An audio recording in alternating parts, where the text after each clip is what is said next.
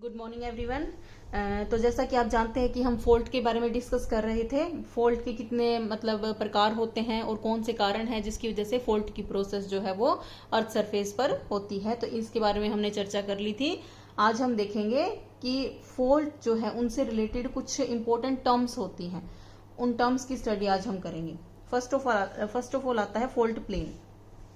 Fault plane is the surface along which rock fracture and move. मतलब क्या है कि ये वाली जो भाग होता है, ये जो दरार होती है, इसको फोल्ट प्लेन बोला जाता है। फोल्ट सरफेस जो है जिसके सहारे क्या है कि रॉक्स मूव करती हैं, यानी कि इस रॉक ब्लॉक का अपवर्ड मूवमेंट हो रहा है और इस रॉक ब्लॉक का डाउनवर्ड मूवमेंट हो रहा है।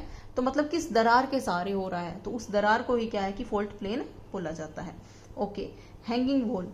Hanging wall is the block of rock that lies above the fault plane in a fault structure. Means ये एक पूरी की पूरी फोल्ट स्ट्रक्चर है जिसमें क्या है कि ये जो फोल्ट प्लेन है इसके जो ऊपर का भाग है उसको हैंगिंग वॉल कहा जाता है। दैट रॉक अबोव, मतलब जो फोल्ट प्लेन में अबोव होती है ना फोल्ट प्लेन से, उसको हैंगिंग वॉल बोला जाता है। और जो फोल्ट प्लेन के नीचे होती है उसे क्या है कि फुट वॉल बोला जाता है। मतलब एक अगर मैं एग्जांपल देती हूँ, मान लीजिए कि आप क्या है कि किसी केव में खड़े हैं, तो केव में जो केव का जो ऊपर का भाग होता है, रॉक अबोव योर हेड, उसको हैंगिंग वॉल बोलेंगे। और जो आपके पैर के नीचे का भाग होता है ना, उसको फुट वॉल बोलेंगे। ठीक है, तो जो भाग फोल्ट प्लेन में नीचे स्थित होता है उसको फुट वॉल बोला जाता है, और जो भाग ऊपर होता है उसे हैंगिंग वॉल बोला जाता है।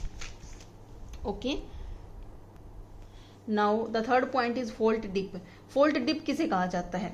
Fault dip is the angle at which the fault plane is inclined from the horizontal surface. जो हॉरिजेंटल सरफेस है उससे क्या है कि कोई जो रॉक है वो इस तरीके से ऊपर उठ गई है, तो यहां पर जो एंगल बनेगा हॉरिजेंटल सरफेस से, तो उसे क्या है कि फोल्ट डिप बोला जाएगा। डिप की स्टडी हमने कल भी की थी। डिप और स्ट्राइक हमने कल भी देख लिया था कि डिप किस प्रकार से एक एंगल होता है जो कि डेवलप होता है इंक्लाइंड रॉक के बीच में और हॉरिजेंटल सरफेस के बीच में। यहाँ पर भी डिप का यही मतलब है कि जो मतलब फोल्ट बना है, यानी कि जो भी चट्टान है ऊपर उठ गई है या फिर नीचे चली गई है, अपवर्ड या डाउनवर्ड मूवमेंट हो गया है, उसका क्या है, कुछ ना कुछ इंक्लिनेशन हो गया है। और उस इंक्लिनेशन की वजह से क्या है कि वो जो एक प्लेन सरफेस है उस प्लेन सरफेस के साथ अब कुछ ना कुछ एंगल बनाता हुआ मिलेगा, तो इस एंगल को ही फोल्ट डिप बोला जाता है। If the slope is small, यानी कि क्या है कि ढलान अगर अधिक नहीं बना हुआ है तो जो डिप बनेगा यानी कि जो एंगल बनेगा वो जेंटल रहेगा। और अगर जो स्लोप है वो बिल्कुल मतलब इस तरीके से स्टीप बन गया है तो क्या है कि स्टीप डिप का भी निर्माण होगा। जो डिप है उसकी मेजरमेंट होती है वो डिग्रीज में की जाती है। Now come to the next point, fault scarp. Scarp किसे बोलते हैं? When one block moves up और down it create a sudden slope on और wall on the land surface. मतलब क्या है कि बिफोर मूवमेंट, यानी कि फोल्ट से पहले हमने देखा था कि एक प्लेन लैंड थी, मतलब एक समतल धरातल था। ये हम एक आदर्श स्थिति देख रहे हैं, मतलब आदर्श स्थिति में हमने देखा कि इस तरीके से एक प्लेन लैंड है, उसके ऊपर क्या है कि दरार का विकास हो गया है और उस दरार के सहारे क्या है कि कोई भाग ऊपर उठ गया है रॉक ब्लॉक का, और या फिर वो भाग है वो नीचे धंस गया है। उस वजह से ये भाग जो हमें इस तरीके से खड़ा हुआ दिखाई दे रहा है, तो इसे क्या है कि फोल्ट स्कार्प बोला जाता है। फोल्ट की मूवमेंट होने के बाद की जो लैंडफॉर्म है वो ऐसी दिखाई देती है, इसे क्या है कि फोल्ट स्कार्प बोला जाता है। Now imagine a broken staircase step, one step becomes higher than the other forming a small wall. यानी कि अगर हम एक अगर हम सीढ़ियों को देखते हैं तो किस तरीके से क्या है कि एक सीढ़ी हमें दूसरे से ऊपर दिखाई देती है, तो यानी कि क्या है कि एक प्लेन सरफेस है और उसके ऊपर एक फोल्ट लाइक स्ट्रक्चर का निर्माण ऐसे ही हमें दिखाई देता है।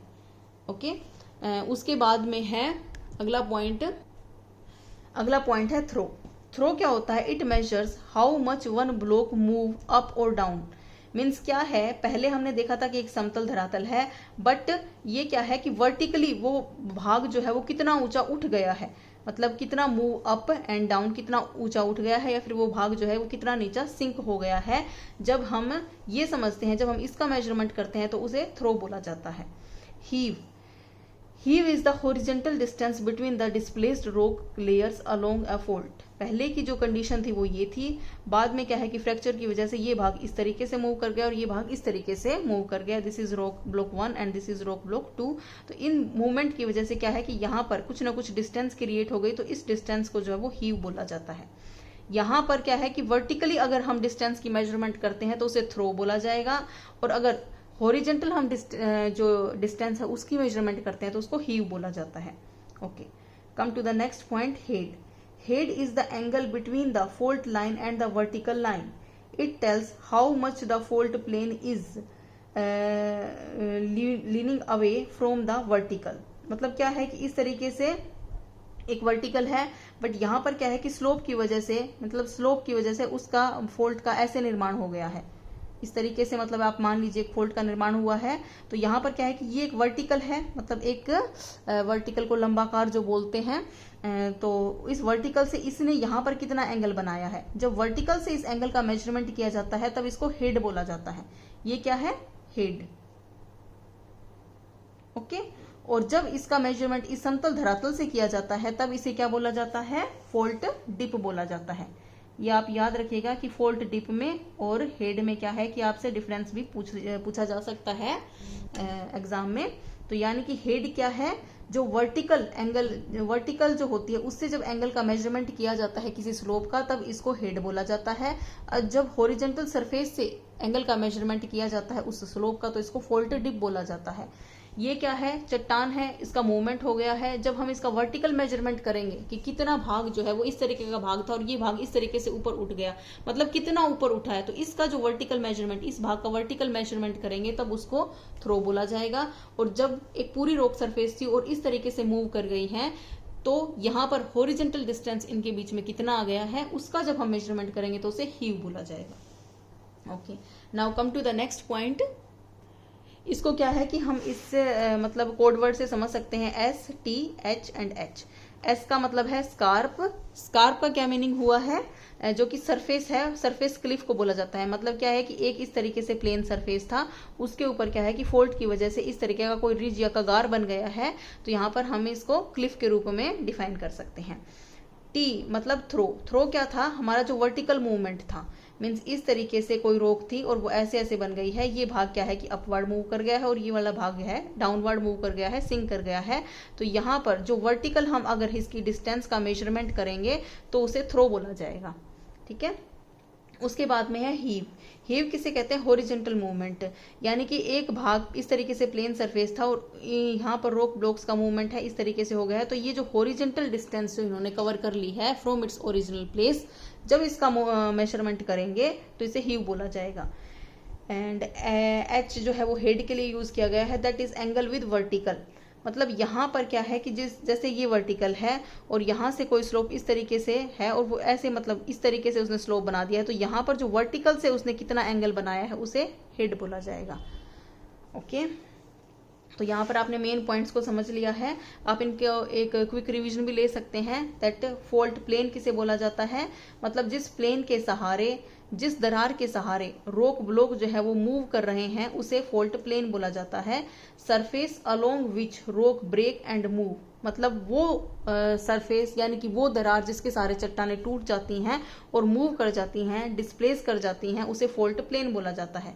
हैंगिंग वॉल, हैंगिंग वॉल क्या होती है, जो ये फोल्ट प्लेन है इसके जो ऊपर का भाग होता है, that is above the fault plane is called hanging wall. और जो rock block below the fault plane होती है उसे फुट वॉल बोला जाता है।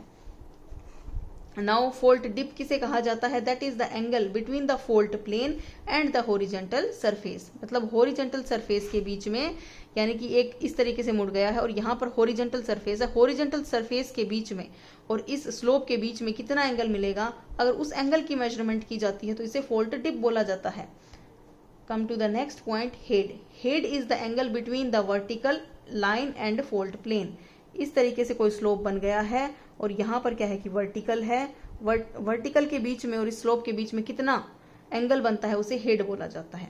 हीव क्या है, जो हॉरिजॉन्टल डिस्टेंस डिस्प्लेसमेंट के बाद कवर कर ली गई है रॉक ब्लॉक्स के द्वारा, जब उसका मेजरमेंट होता है तो उसे हीव बोला जाता है। थ्रो क्या है, दैट वर्टिकल डिस्प्लेसमेंट, मतलब वर्टिकली कोई भी रॉक ब्लॉक है वो कितना डिस्प्लेस हो गया है, अगर उसकी मेजरमेंट की जाएगी तो उसे थ्रो बोला जाएगा। फोल्ट स्कार्प हमने देख लिया था। सबसे पहला पॉइंट हमारा यही था कि किस प्रकार से एक ऐसे रॉक सरफेस था जो कि प्लेन था और उसके ऊपर क्या है कि किस तरीके से रॉक फोल्ट की वजह से ऐसी स्ट्रक्चर का निर्माण हो गया है जिसमें कुछ भाग ऊपर उठने की वजह से क्या है कि किस तरीके से क्लिफ बन गए हैं या फिर रिज बन गए हैं। तो यहाँ पर अगर इसका हम मेजरमेंट करेंगे तो उसे हम फोल्ट स्कार्प बोलेंगे। Okay, now come to the next and last point of this chapter. What are the topography produced by faults? Now, the topography मतलब फोल्ट की जब घटना पृथ्वी के धरातल के ऊपर होती है तो किसी न किसी प्रकार की स्थलाकृति का निर्माण तो होगा। तो कौन कौन सी ऐसी स्थलाकृतियां हैं जिसका निर्माण भ्रंशन के कारण या फ्रैक्चर के कारण हो जाता है? Faulting changes the shape of the earth surface and produce different landforms. Different type of landforms का निर्माण जो है वो फोल्टिंग की प्रोसेस की वजह से होता है। सबसे पहली है रिफ्ट वैली। रिफ्ट वैली जिसे भ्रंश घाटी कहा जाता है। Rift valley the middle block of land sinks between two parallel folds. मतलब क्या है कि इस तरीके से एक फोल्ट ये बना हुआ था और एक फोल्ट ये बना हुआ था, तो इसके बीच के भाग को अगर मान लिया जाए भाई ये बीच का भाग जो है वो सिंक कर गया या फिर इसमें सबसिडेंस की प्रोसेस हो गई और ये जो भाग है वो ऊपर खड़े रह गए, तो ये जो घाटी बनी है उसे रिफ्ट वैली बोला जाता है। जैसे कि आपकी जो नर्मदा रिवर है वो एक रिफ्ट घाटी में ही जो है वो प्रवाहित होती है, एक रिफ्ट वैली में ही फ्लो करती है। दूसरा जो इसका एग्जाम्पल है वो अफ्रीका की ग्रेट रिफ्ट वैली का लिया जा सकता है। मीन्स रिफ्ट वैली का कैसे फॉर्मेशन होता है, मतलब ये जो बीच का ब्लॉक है वो नीचे की साइड सिंक कर जाता है, नीचे धंस जाता है, जिसकी वजह से क्या है कि इस तरीके से दो मतलब ब्लॉक माउंटेन्स का निर्माण हो जाता है और बीच में क्या है कि एक रिफ्ट वैली बन जाती है। जैसे कि इंडिया में विंध्याचल पर्वत और सतपुड़ा पर्वत के बीच में जो रिफ्ट वैली बनी हुई है जिसमें कि नर्मदा नदी बहती है, तो ये रिफ्ट वैली का फॉर्मेशन जो है वो भ्रंशन की क्रिया के कारण ही हुआ है। ओके, ब्लॉक माउंटेन्स कैसे बनते हैं? मिडल ब्लॉक यानी कि मिडल का जो यानी कि बीच का जो रॉक ब्लॉक होता है, बीच का जो रॉक का चट्टान का भाग होता है, राइजेस या तो वो ऊंचा उठ जाए और remains standing while surrounding blocks sinks. यहाँ पर क्या है कि ये भाग राइजेस यानी कि ये वाला भाग जो है वो इस तरीके से ऊंचा उठ जाता है और ये वाले भाग जो है वो ऐसे नीचे रह जाते हैं, तो इस वजह से ये जो पर्वत बनेगा ना इसको ब्लॉक माउंटेन बोलेंगे। ये किसकी कैटेगरी में आएगा? ब्लॉक माउंटेन की कैटेगरी में आएगा। या फिर क्या है कि ये वाला भाग जो है वो नीचे बैठ गया है और इस वजह से क्या है कि यहाँ पर दो ब्लॉक माउंटेन्स का निर्माण हो गया है। जैसे मैंने आपको एग्जाम्पल तो दे दिया है सतपुड़ा और विंध्याचल माउंटेन्स का निर्माण, और यहाँ पर इसका और एग्जाम्पल भी लिया जा सकता है जैसे कि जर्मनी के ब्लैक फॉरेस्ट एंड वोसिजस माउंटेन, जिनके बीच में से कौन सी नदी प्रवाहित होती है, या आप मुझे बताएंगे कि ब्लैक फॉरेस्ट और वोसिजस जो माउंटेन्स हैं उनके बीच में से कौन सी नदी प्रवाहित होती है। तो इस तरीके से ब्लॉक माउंटेन्स का निर्माण होता है। फोल्ट स्कार्प हमने देख लिया है, फोल्ट स्कार्प का निर्माण किस तरीके से होता है, मतलब एक प्लेन सरफेस है उसके ऊपर क्या है कि फोल्टिंग की प्रोसेस की वजह से ऐसे रॉक्स का अपवर्ड एंड डाउनवर्ड मूवमेंट हो जाता है इन रॉक्स ब्लॉक्स का, और इस वजह से क्या है कि यहाँ पर किसी न किसी प्रकार की क्लिफ या फिर रिज जो है वो बन जाती है, जिसकी वजह से अलग अलग प्रकार की जो भूआकृतियों का निर्माण हो जाता है।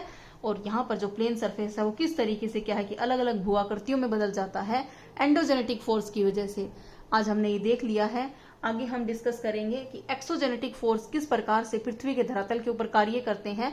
इसमें क्या है कि अलग अलग से ही हम इसकी क्लास लेंगे, जैसे कि रिवर्स किस प्रकार से अलग अलग प्रकार की लैंडफॉर्म्स का निर्माण करती हैं, ग्लेशियर्स कैसे लैंडफॉर्म्स बनाते हैं, और जैसे कि ओशन पे किस प्रकार से लैंडफॉर्म्स बनते हैं, वेव्स हैं वो कैसे मतलब वर्क करती हैं, किस प्रकार से पृथ्वी के धरातल पर अलग अलग प्रकार की जो भूआकृतियों का अलग अलग प्रकार की टोपोग्राफी का निर्माण करती है। ओके, तो आज हमने एंडोजेनेटिक फोर्स को कंप्लीट कर लिया है। यहाँ पे ये मैं आपको बता देती हूँ कि जो ब्लैक फॉरेस्ट माउंटेन है और वोसिजस माउंटेन है उसके बीच में राइन नदी जो है वो प्रवाहित होती है। Okay, thank you. I hope आपको समझ में आया होगा जितना भी मैंने मतलब कोशिश की आपको समझाने की। अगर आपको कुछ भी डाउट है या कुछ भी क्वेश्चन इसके रिगार्डिंग है तो आप मुझसे कमेंट में पूछ सकते हैं। Thank you.